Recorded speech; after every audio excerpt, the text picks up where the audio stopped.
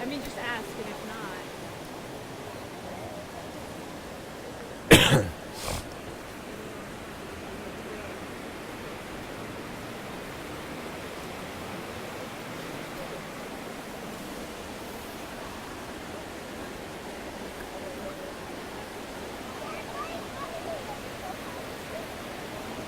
There's a nice leap. Just to let you know, we're going to be doing a live broadcast on the internet. So if you push yourself a little bit further, you might be in the frame. And so I don't know if you want your face broadcast, but that's just something to be aware of. You're welcome to stand and listen if you would like. Mm-hmm.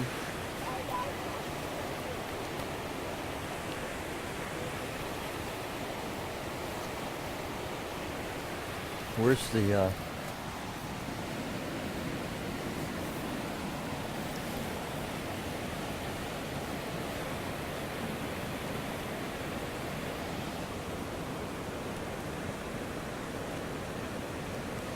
okay.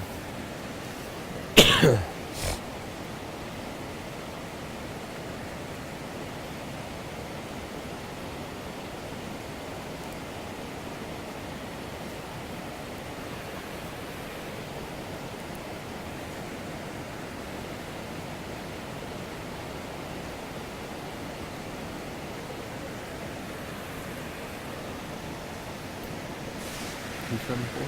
89. Okay. I was seeing blonde tips all of a sudden.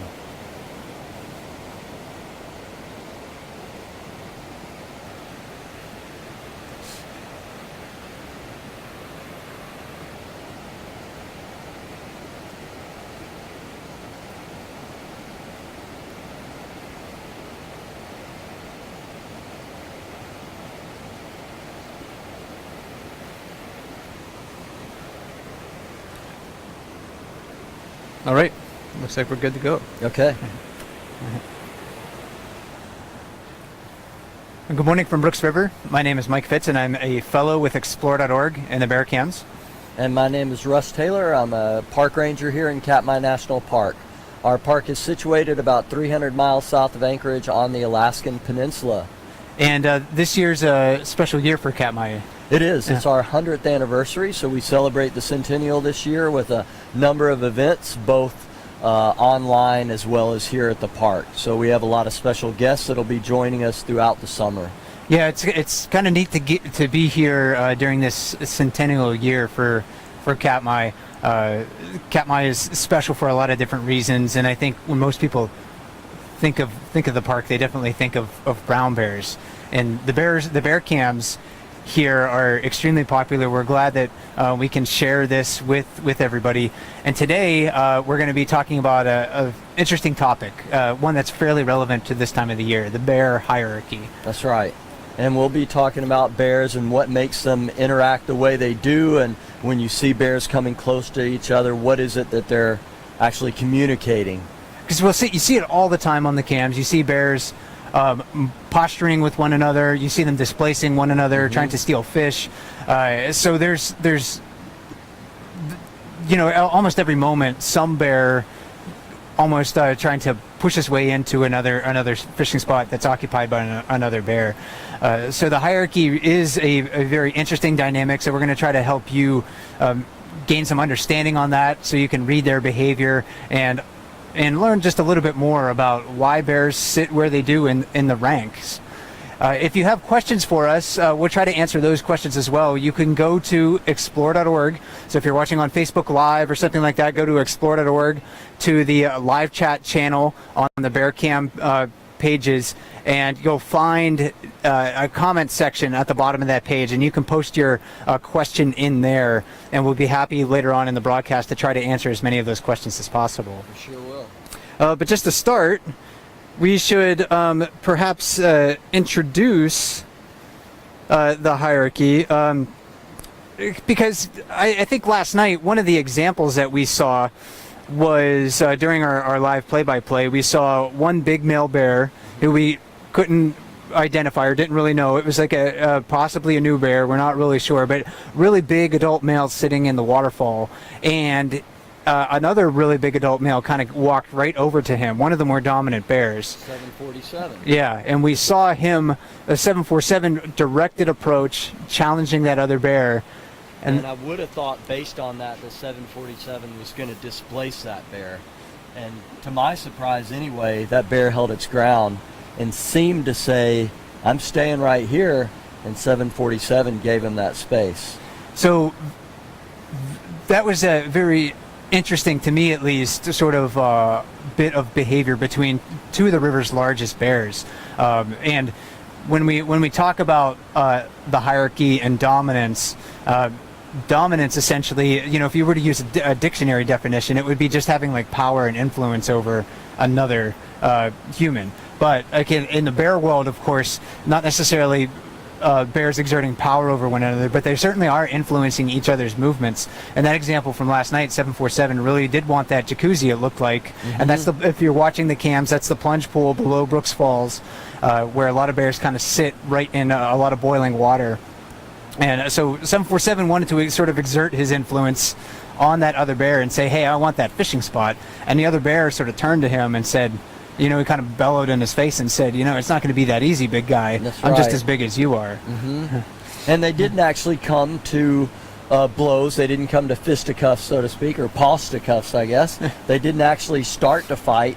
All that communication happened with body language, some growling, and they didn't actually engage in physical conflict.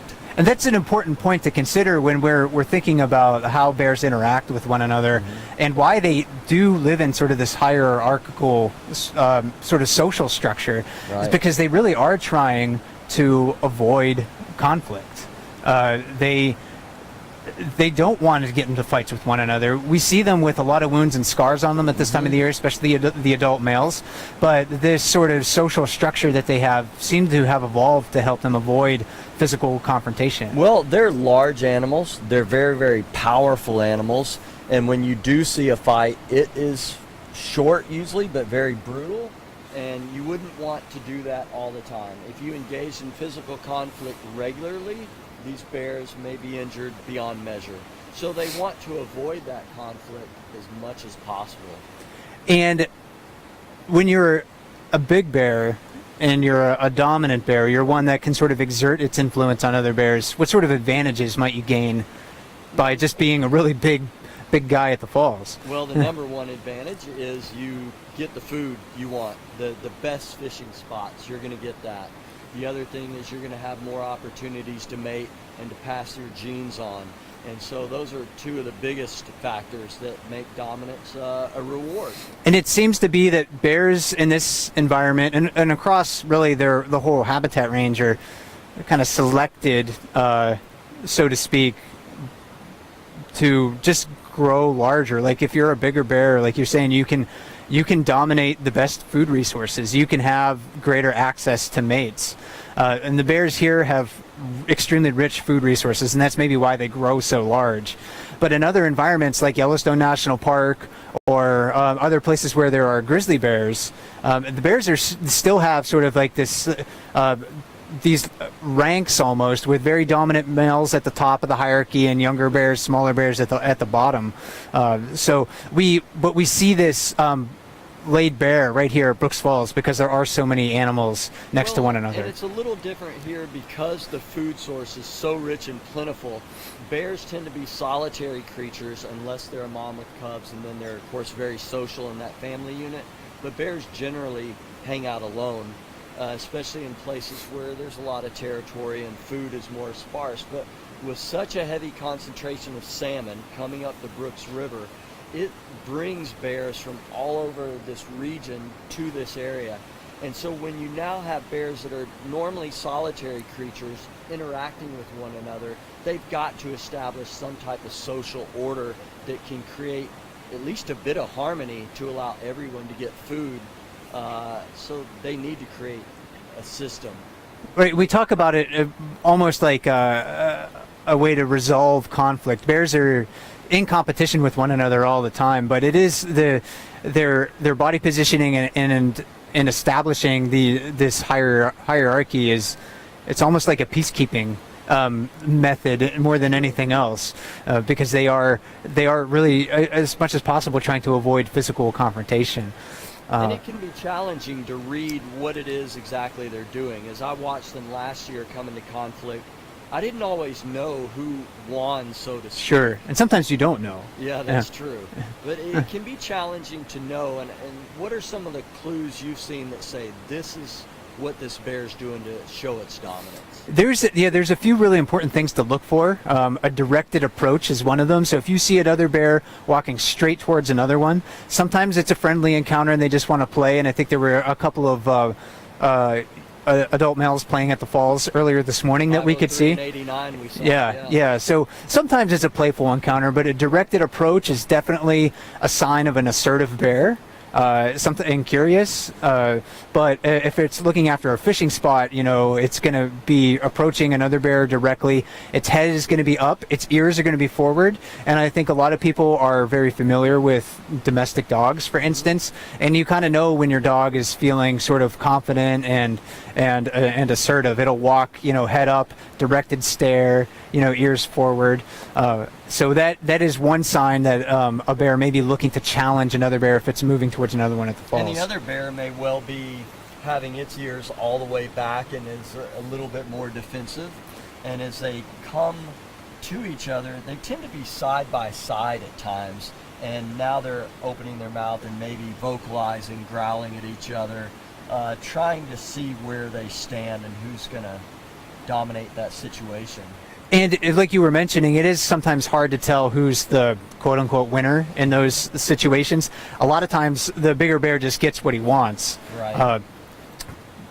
But sometimes if a bear is looking to go after, let's say, a fishing spot, it's going to go into that spot, and the other bear, the subordinate bear, is just going to kind of walk away just kind of slowly.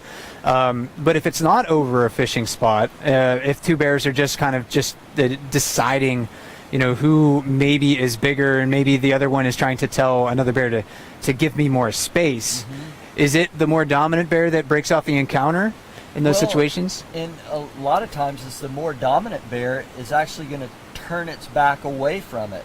Now, if it's normally bears will chase each other, but when it's a dominant bear and they just turn, they tend to say, this conflict's over, I'm not worried about you, I'm going to walk away from Yeah, and that's something that once I understood that, it really did change how I was viewing bears at the falls. Because Indeed, I used to think that was the bear that, quote, lost because it turned away, but that's not the case. Yeah, so unless a bear is competing for like a fishing spot, a female, or another, or a food resource or something like that, something where it needs to stay put, it's the dominant bear, like you were saying, that's going to turn its back and walk away.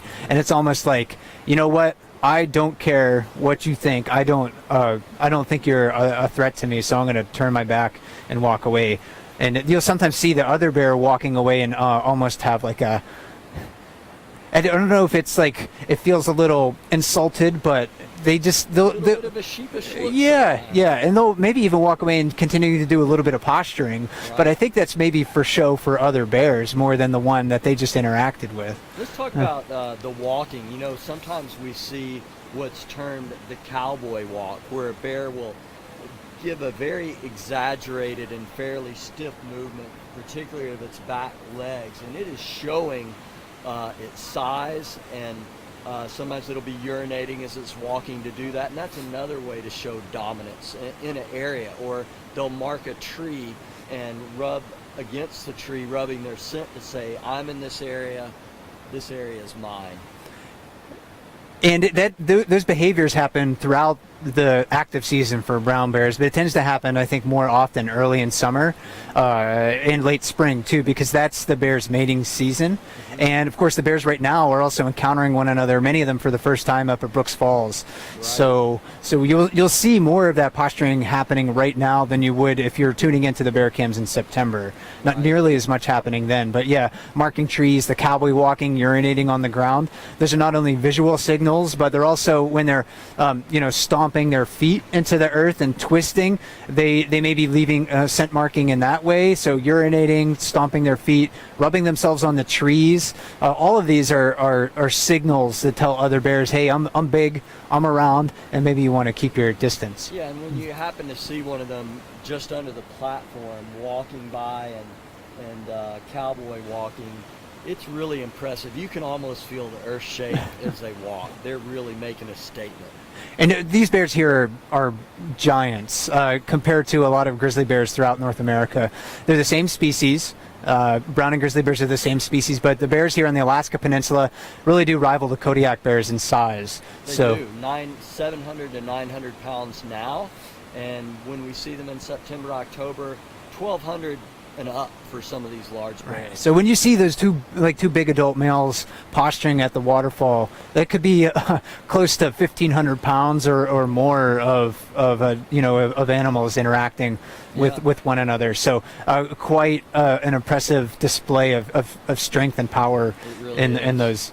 But one thing that we haven't mentioned so far is where bears sort of rank in the hierarchy, just depending on like their age and sex. Oh, right. Well, generally we've seen here you have the males. The larger males are clearly going to be the most dominant bears. Then we have the mother and cubs. A lot of that's because that mother, being in a protective mode, is super aggressive.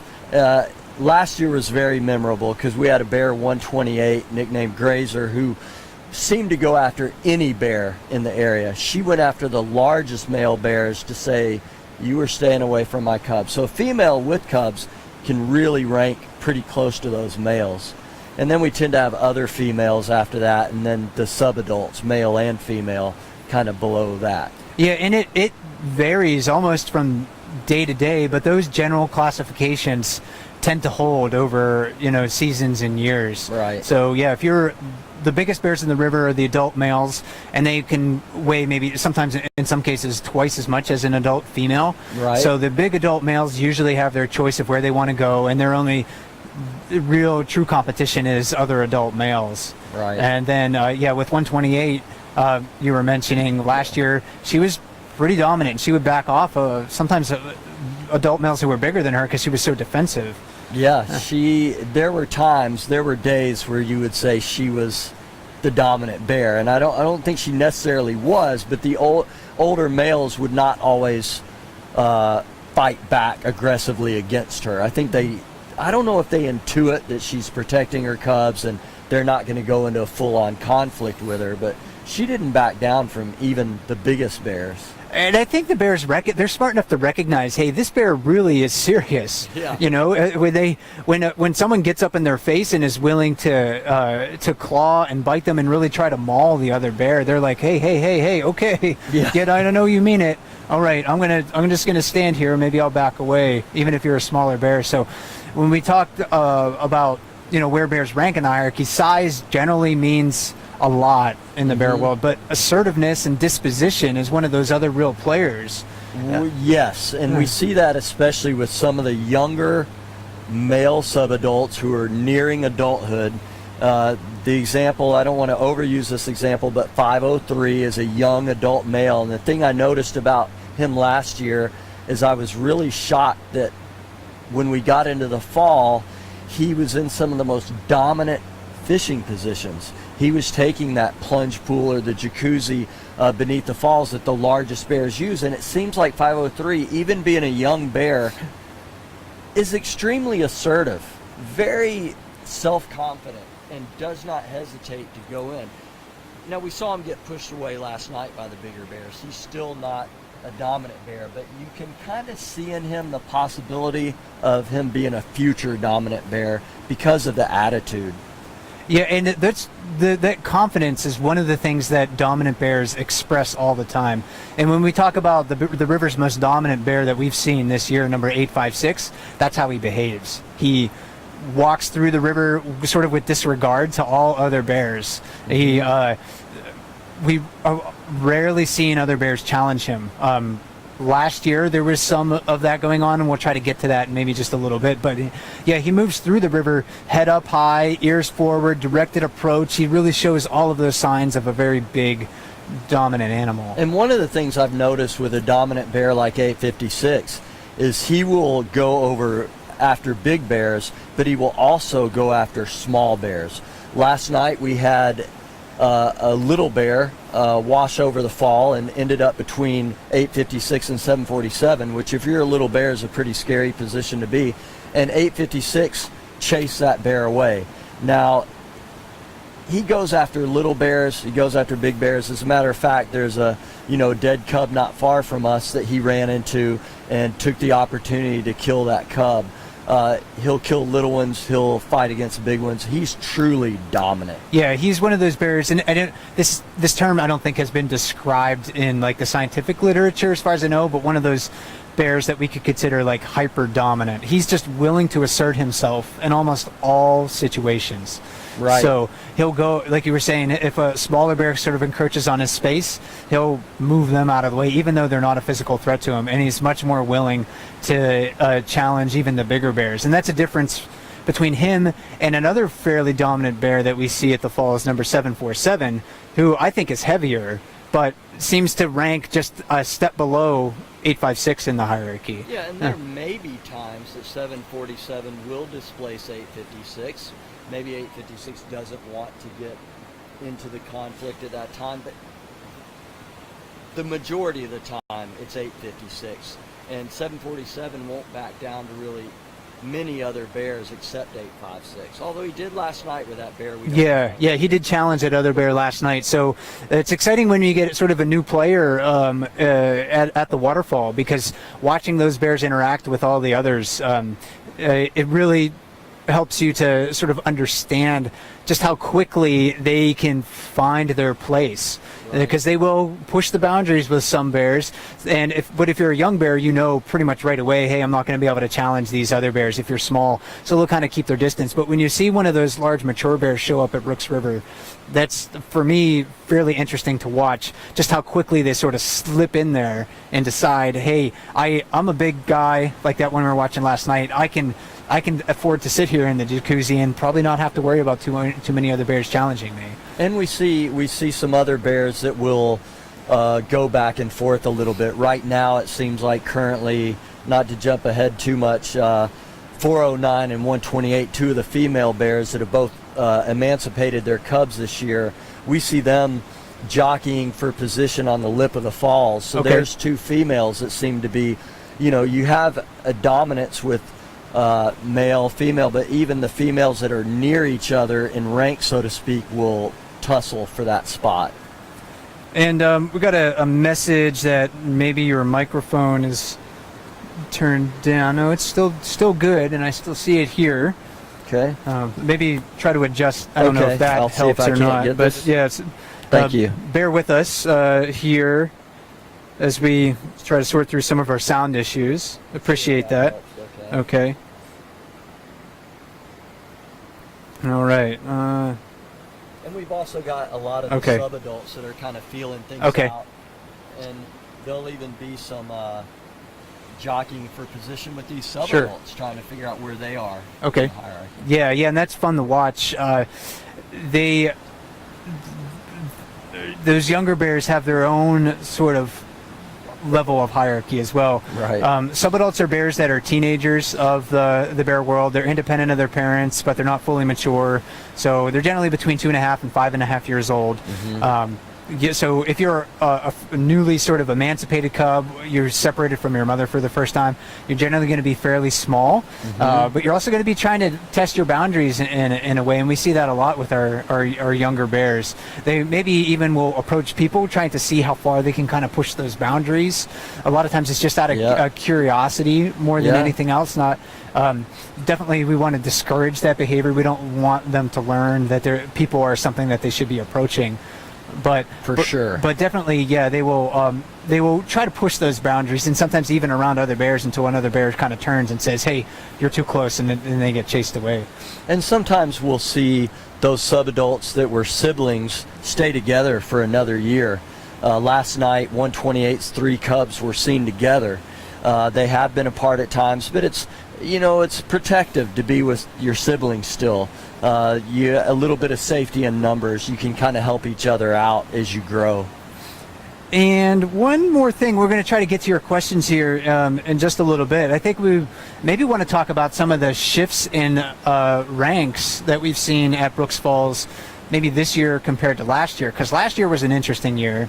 And we've mentioned 856 a lot during this broadcast, and basically from when I started keeping track in 2011 of the interactions between bears, from 2011 to 2015, I never saw 856 yield to another bear. And then last year that changed. We saw 856 come back with a slight limp, and there was another large male that sort of decided, hey, it's my time. Yeah, and last year was my first year here, and I did not really even know who 856 was. He was that insignificant in the hierarchy, and instead it was a bear named number 32, known as Chunk.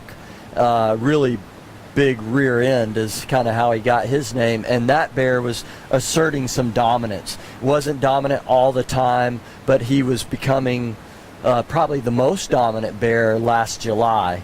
And this year we haven't even seen him yet. He hasn't returned to the river, and all of a sudden 856, who I'd heard about, but I thought, well, he's past his time, all of a sudden he's come back with a vengeance. Yeah, and it's almost like nothing has changed. I mean, 2017 was just a blip on the radar for him.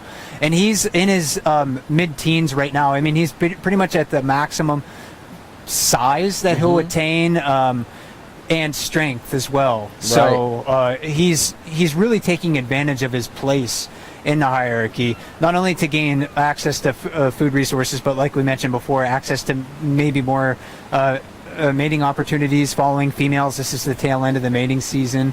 So, and as you mentioned, Mike, when you see 856 in the river, you see the attitude on that bear. It is clear that you can just look at that bear and know that he's saying, this river is mine, I dominate it. And every year since, again, 2011, I've kind of wondered, is there going to be another bear that's willing to challenge him and maybe displace him from that really the top spot in the hierarchy? And we currently haven't seen it. It could happen later this year, could happen next year. Just it's really hard to say. But those bigger bears are always facing competition from younger bears that are growing and getting stronger each and every year. Well, let's talk about some of the older bears. Bears such as Otis that we talk about a lot, bear 480, the oldest known bear at 22 years old.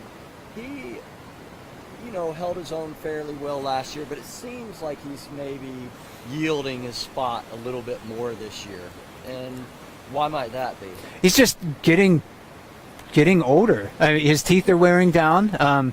He's actually missing a couple of canines, and I think anyone who ages as a human can kind of relate to this. You just aren't as spry as you used to be. So that competition, especially in the bear world, when you're facing challenges from other bears all the time, can just kind of wear itself on other bears. They're injured. I mean, they do receive a lot of injuries. They may their bones probably start to creak a little bit. And Otis is the oldest adult male that we know of at Brooks River. He's about 22 years old. So fairly old adult male. We're not exactly sure of his age. He could be a couple years older, a couple years younger, maybe not. So maybe on the older side of that 22. I just didn't think we could do a live cast without talking about him. So that's another interesting part of that hierarchy. As 747 and 856 age and they get up towards 20 years old or more, we may see them actually slip down that hierarchy a little bit, and they may kind of fill that niche like 480.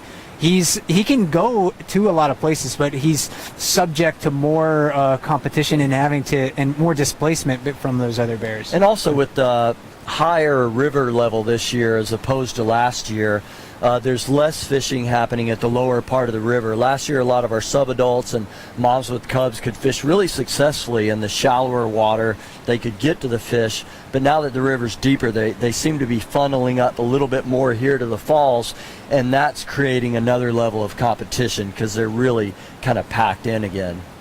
So yeah, when you're watching the cams, do try to pay attention to the bears, their body position, their ear posture, how assertive they're moving throughout the river. All of those things are going to give you clues to who outranks who, and again, those advantages if you maintain a high rank are very important for being successful, to sire more offspring, to gain more food resources, to get fat so you can survive winter hibernation. And we're about halfway through the chat, so maybe we can reintroduce ourselves, and then I think we'll try to get to questions. I think there's a lot piling up in our queue, so we'll see what people have sent us. Sure. My name is Russ Taylor. I'm a park ranger here at Katmai National Park on the Alaskan Peninsula. And my name is Mike Fitz, and I am a fellow with Explore.org and the Bear Cams, and we're very happy to be joining you here at Brooks Falls, Katmai National Park, about 300 miles southwest of Anchorage, Alaska. Yeah, and a lot of questions actually in our queue, and I'd like to thank our moderators again for looking at the chat window and sending us these things. And people were kind of wondering about a younger bear that we actually saw as we were setting up for the broadcast, and I don't think he's here right now. At least I don't see him. Talking about 89? Number 151, actually. Oh, 151. Yeah, we were seeing 151 down here in the riffles a lot this year, actually. Yes. And someone was wondering, why is that bear maybe down here this year and maybe not up at the falls? We saw him maybe more fishing at the falls more last year. I did see 151 at the falls a lot last year. That's interesting. And that part of it may be the fact that, as we were just talking about, bears are kind of getting funneled more to the falls.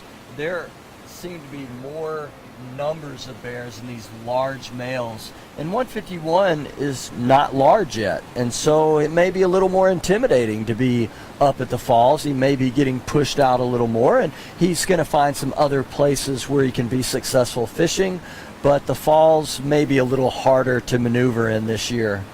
Yeah, and I think that's probably the case. He's just not a very big adult male, not yet anyway. He could grow into that. I remember one year 747 just sort of like ballooned.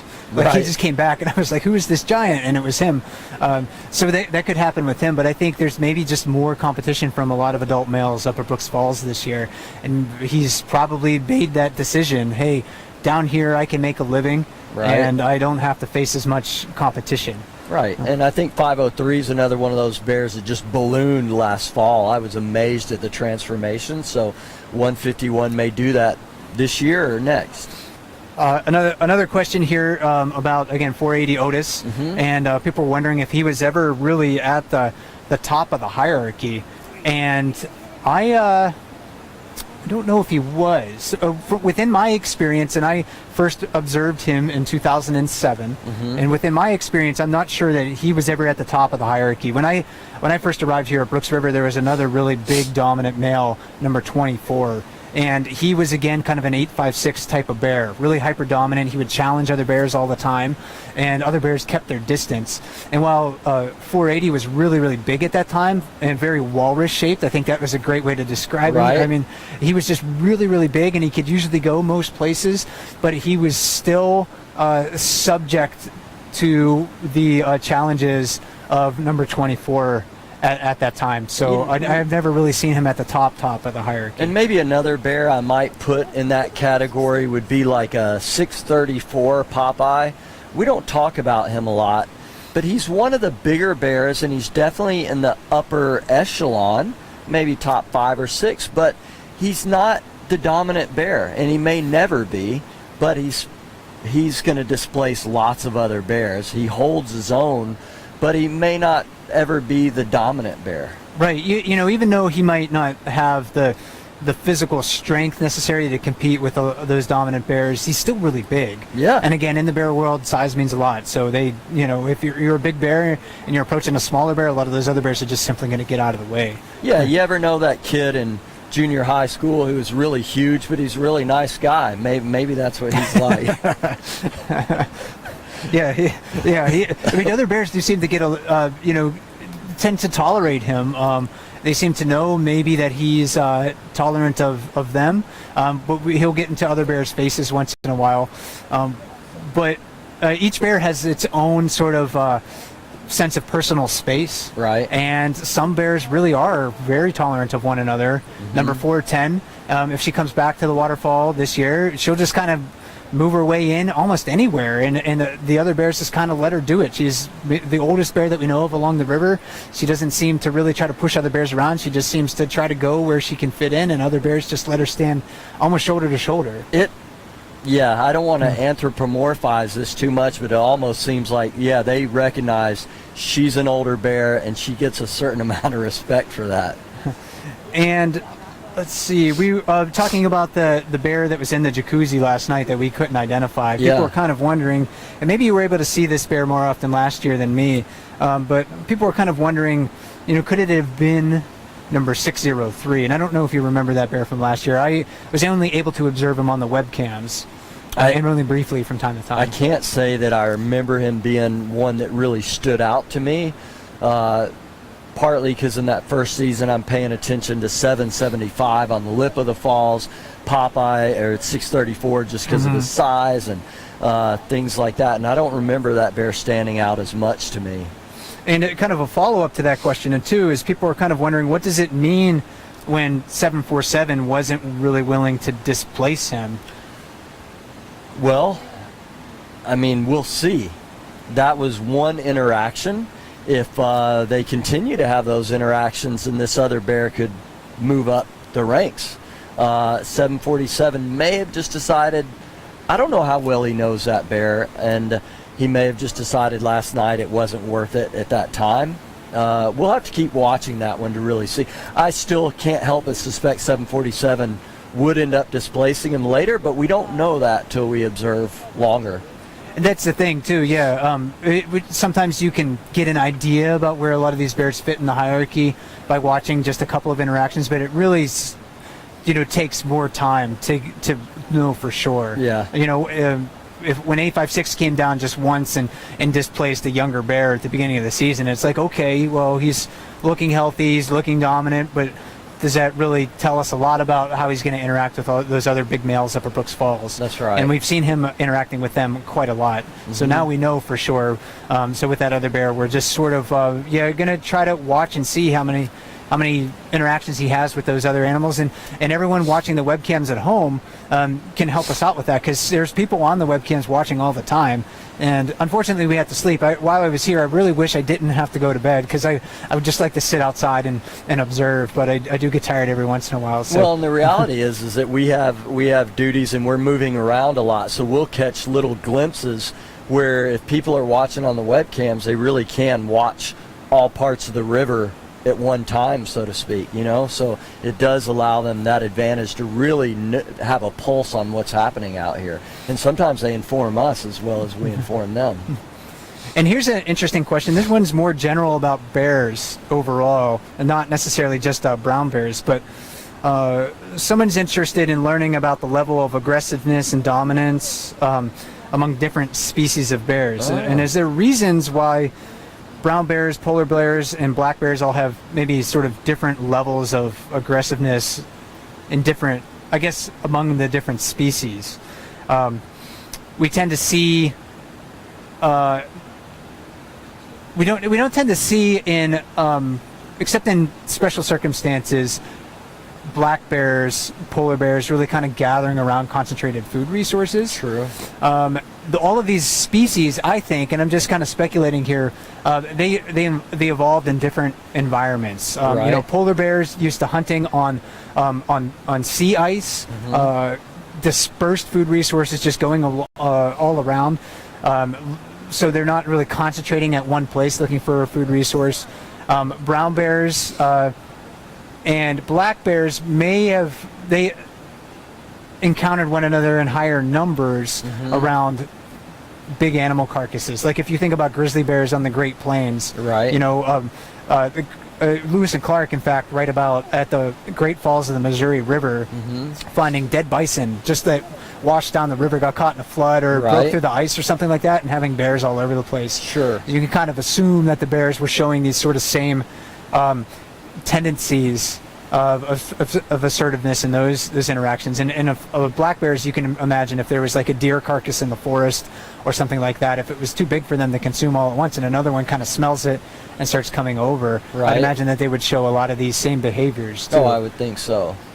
So it's hard to say, But I don't necessarily think that brown bears or grizzly bears are necessarily more aggressive around one another than those other species. I think it's just on display more here than with those other species. Yeah, but I'd have to do a bit more reading on that to know. Yeah, as far as I know, polar bears tend to be they are more solitary. They're not going to be competing in this finite area for those same resources, right?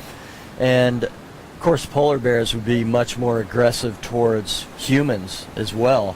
I mean, we always have to use caution around any of these wild animals. Polar bears even more so, because they tend to track and hunt more than a brown bear would. And this question is just a little bit different, maybe not necessarily specific to the hierarchy, but it does affect how bears are using the river. And someone's wondering about the water level. The water level? Yeah, water level in the river seems to be a little bit higher this year than last year, and if that is affecting the fishing success for bears. Without a doubt. Right now, the fish are still really active. They're still strong. Of course, when the salmon come back from Bristol Bay and come up the rivers, they're no longer eating. And so their energy will decrease over time. Right now, the fish are still strong. As the water's deeper this year in the lower river, it makes it much more challenging for a bear to catch those fish. And so last year, we had lots of bears at the lower river pretty much continually in the summer, and they were successful fishing there. This year, that's not so much the case. It's a little bit more challenging in the lower river. So we're finding more bears at the falls as in previous years, where they're concentrated. Last night, I think we saw over 20 at one time just in the General Falls area, and that's likely to increase in July. We're going to see a lot of bears at the falls because it's going to be easier to catch the fish there. Yeah, that's probably the biggest difference that I've noticed, is that the fishing success rate downstream this year is not nearly as good as it has been in years past. It's a little bit tougher for the younger bears and smaller bears that maybe can't compete for fishing spots up at the waterfall, but like you were saying, the fish are only going to get easier to catch as the summer progresses. There are going to be more of them. Right. They're going to spawn and begin to die. And then we'll see again in August, late August, September, October, as the fish spawn and begin to die. Downstream is going to become the more productive fishing areas. And those, if you're looking at those younger bears and you're thinking, oh, those bears are just so small, are they going to get enough food? They're almost certainly going to get enough food, unless they have some injury or illness that prevents them from fishing a lot, because there's going to be a lot around. We do hear that sometimes. People are really concerned about the young bears, and they look skinny, and they're concerned that they're hungry, and they are.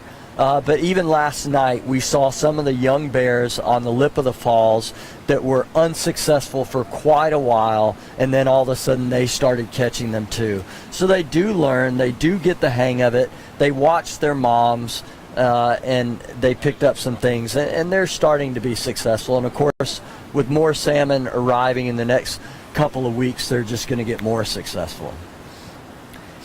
And maybe just I think we talked about this earlier, but just to recap a little bit, in what ways does the bear dominance hierarchy sort of benefit the species overall?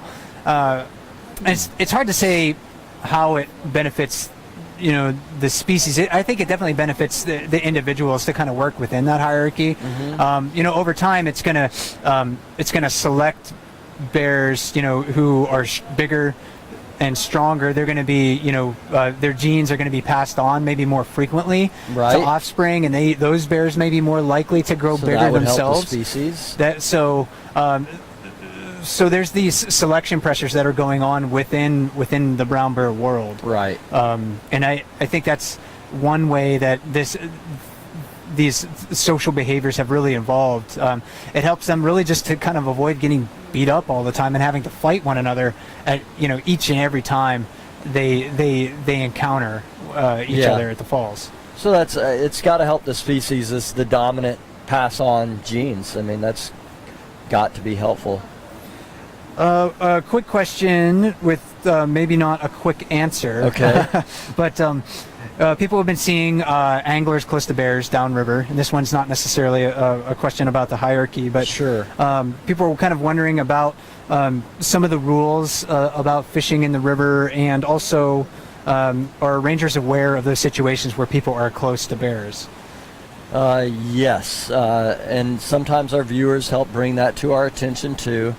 There's a couple of factors at play. Sometimes people aren't as close as they appear, because when you take a telephoto zoom lens in, you can shrink the distance as it appears to people. But the reality is sometimes people have been a little too close to the bears. We always want to keep that 50-yard rule. And if you're an angler and you're fishing and you get a fish on the line and a bear were to approach and getting at that 50-yard mark, then you're required to cut your line. Are rangers aware of it? Yes. And we do have law enforcement officers or rangers who are watching that as well, and so people can go back to, we have a bear orientation for everyone who comes to Brooks Camp. Before you can do anything, you go through a bear orientation where you learn specific rules, and if you're not following that, then this year you can be sent back to that, which is a bit of a hassle to have to leave your day and go back.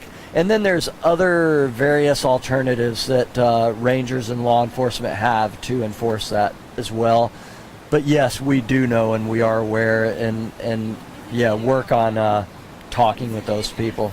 Yeah, it could be, like you mentioned, it could be difficult to really tell the differences on the cams. The cams sometimes do distort distances, but like you were saying, occasionally people do get too close to bears, even though they've gone through the orientation. I should also mention, and this is not to justify what people do on the river, because sometimes we do see people behaving maybe improperly. Right. But sometimes there are situations where you're surprised by a bear, and the best thing to do in those situations is stand your ground. That's true. So we're not necessarily going to get into the nuances of that. That could be a whole topic for another live chat. But everyone who comes to Brooks River, I definitely want, if you're watching the webcams, just think about how the sheer number of people here does influence the movement and behavior of the animals. So if you're coming here and you're planning on visiting the river, do think about how you can view bears with the least amount of impact on their environment as possible, because we're seeing increasing numbers of people coming to Brooks River. So that's right. It's getting not only crowded on the platforms during the month of July, and it has been for a number of years, but and sometimes it looks like the river is very crowded with people as well, and that's the bears' food resource. That's their dinner table. And we don't want to crowd them out or displace them from their fishing spot like a larger bear would. Sure. We want to always maneuver away from those bears so they have access. Yeah, so there's regulatory things that people do have to follow here, but there's also some ethical guidelines that everyone, I think, can think about while you're coming here, or before you come to Brooks River as well. That's right. And let's see.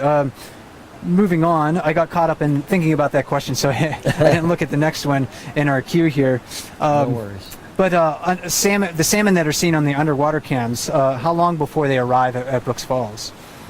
One is, I love that underwater cam. Yes, This year, yes. some of the best highlights we've seen from explore.org and the webcams come from that underwater camera. Watching bears going after fish, or the one last week playing with a stick. I'd encourage people to go find those highlights. They're well worth watching. We're about a half a mile or less from where that camera is on a floating bridge down at the mouth of the river. So those fish could be here in a very short amount of time.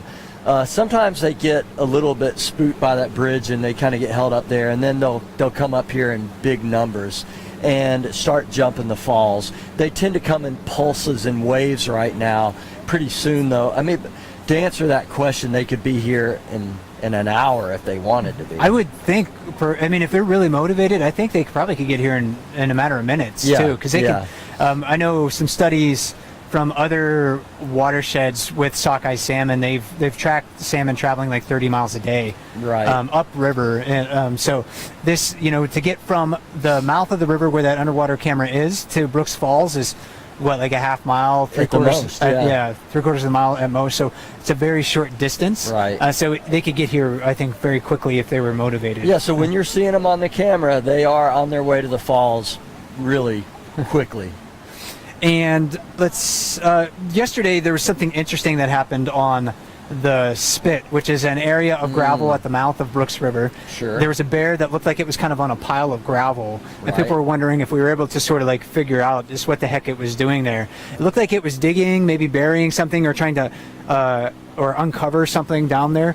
I took a look through my binoculars and took some photographs, and I really couldn't see what was going on at that time. I just couldn't tell. One of our webcam viewers thought they had seen a fish get pulled out Uh-huh.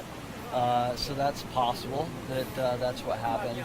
But it doesn't look like it was anything major. No stashed carcasses or anything of that nature. Yeah, they will sometimes bury large animal carcasses if they can't eat it all at once. So if they encounter a moose or a dead bear, which we've seen with dead bears get kind of cached here along the river. So if they feed on that and they decide, hey, I can't eat this all at once, they may cover it with earth. Right. Maybe to reduce the scent, they'll sometimes sleep right on top of it. You're right. And kind of protect that. But we couldn't tell what it was. But the mound did look much too small to be a large animal. That's so right. that kind of remains a mystery. And that's an area that I don't like to walk out on at this time of the year. I avoid walking out on that area. Because you can sort of get trapped out Right, there. you're- Bears come once you're out there. Yeah, and if I go out there, I'm going to have to be prepared to go in the water to avoid an approaching bear. So that's why I avoid that at this time of the year. Maybe August, when the bears sort of disperse from this area for a little bit, I might head out that way.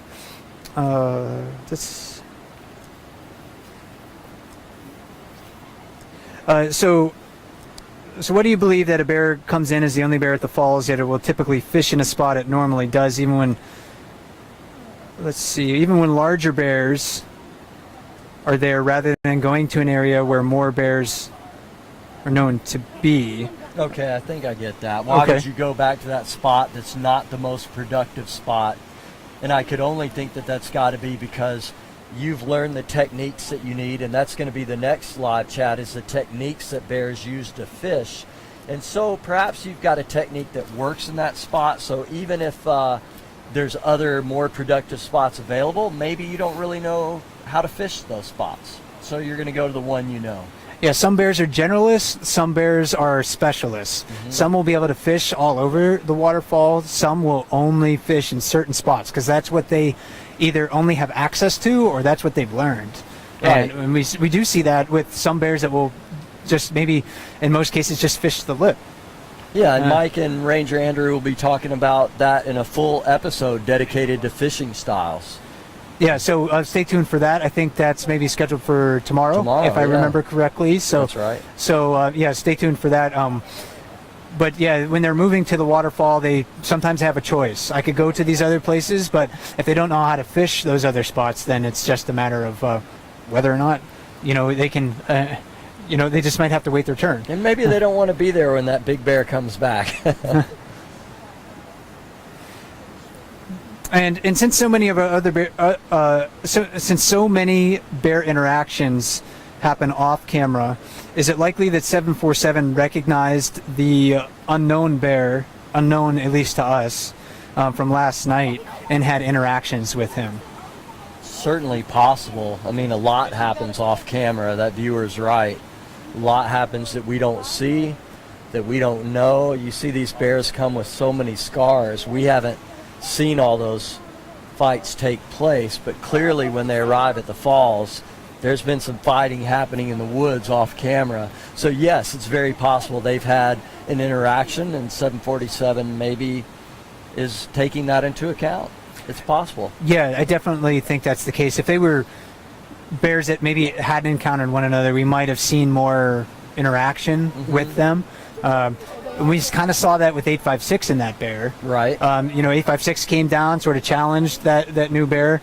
The other bear kind of moved off and was doing a little bit of cowboy walking, but then 856 followed right in his footsteps. Sure did. And really exaggerated, like really showing, hey, you can cowboy walk, well, I can dance too, and let me show you. So it was, Right. so he was really posturing and displaying, following in that other bear's exact footsteps, urinating on the ground, and that might have been an instance where 856 hadn't encountered that bear at all or as much as 747, and just was trying to assert himself even and more. when 856 went up against a tree later and scratched its back against that tree, leaving its scent, I wonder how tall that bear was standing on its hind legs. It must have been 10 feet tall. It'll be interesting later.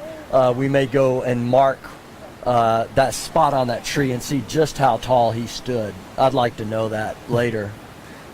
Obviously, I'm not going to go down there during the season at all.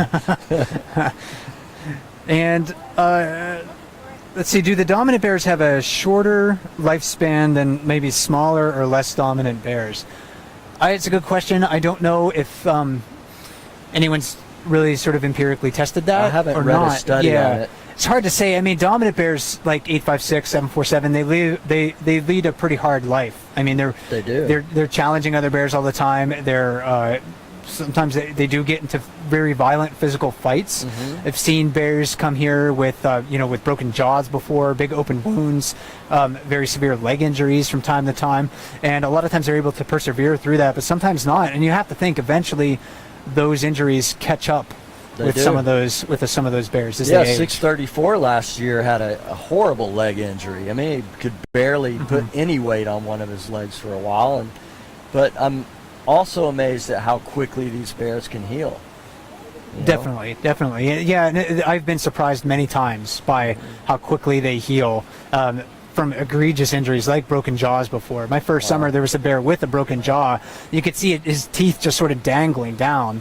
It was sometimes bears will, when they fight with one another, they'll lock jaws and they'll sort of twist. And I think that's maybe what happened. And another bear just snapped his part of his jaw. And he was just like gumming the fish. But he came back another couple years or so. And made it. Yeah, and made it. So they could have a shorter lifespan. It's a hard life for those bears.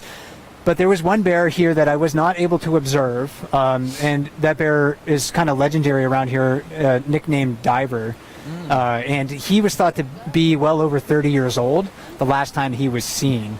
And I don't know exactly how accurate the age estimate is, but he was also during his prime a very dominant bear. Right. So it's possible that even, I think, very large males can grow and live to be upwards of 30 years of age. Yeah. And we had a couple of those around 2010 or 2011 or so. There were some bears that were adult males that were 28, 29 years old at that time. And now we've got 410, the female, who's 29 this year.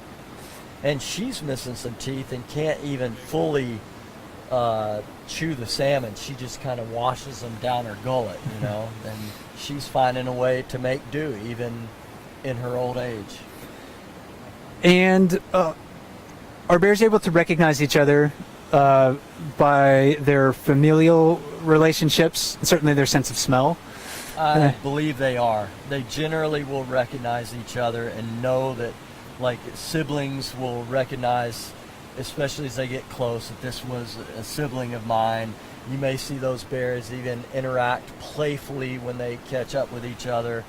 And bears seem to recognize each other even from year to year, just like we read faces and say, I know that face. It seems as if though bears do the same thing. They recognize another bear from season to season, and especially their own. A follow-up to that is, does that factor into the hierarchy at all? And I think it does. I've seen suspected siblings as adults here at Brooks Falls not really give each other any breaks. Right. They recognize each other, but it's not like they're kind of like, oh yeah, hey bud, hey, hey brother, or hey sister, I'm going to give you a little bit of, I'm going to give you a break here. It seems like they recognize each other, but once they're sort of independent and they go about their separate ways, especially when they grow into adults and they really start competing for the same resources very vigorously, they're not giving their brothers or sisters any breaks. And one specific example I can think of is number 868 and number 83. They're suspected to be siblings. And number 868 is dead, so he died a couple of years ago.